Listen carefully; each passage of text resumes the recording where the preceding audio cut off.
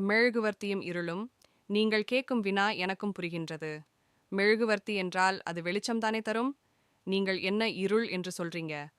ஆம், இருள்தான் தன்னை அழித்த கொண்டு செய்யும் எந்தச் செயலும் அது இருளுக்கு சமம்தான். வாருங்கள் கதைக்குள் செல்லலாம். ஒருவர் ஒரு அலுவலகத்தில் பணிபுரிகிறார். அவருடன் சேர்ந்து சக ஊழியர்களும் பணிபுரிகின்றனர். அவர் பணியில் மிகவும் பற்று கொண்டவர். எந்த பணி செய்தலும் ஆர்வமும் விருப்பத்துடன் செய்பவர். உங்களுக்கு புரியும்படி சொன்னால் மெழுகுவர்த்தி பிரகாசமாக எரிகிறது, அதிக வெளிச்சத்துடன். ஆனால் அந்த மெழுகுவர்த்தி உருகி கொண்டிருக்கிறது அதன் உள்ளத்தில். வெளியில் வெளிச்சம், உள்ளத்தில் இருள். ஒளியை கொடுக்கும் மெழுகுவர்த்தியை யாரும் கொண்டாடவில்லை. உருகுவது கண்டு யாரும் வருத்தப்படவும் இல்லை. இதுதான் காலத்தின் நியதி.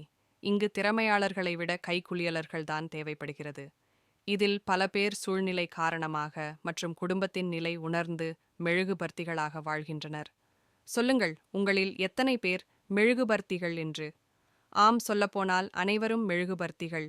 சூழ்நிலை கைதியாக பணிபுரியும் அலுவலர்கள், தினசரி கூலி வேலை செய்யும் குடும்பத் தலைவர்கள் மற்றும் குடும்பத்திற்காக அன்றாடம் செயல்படும் பெண்களும் ஒரு மெழுகுபர்த்திகள்தான்.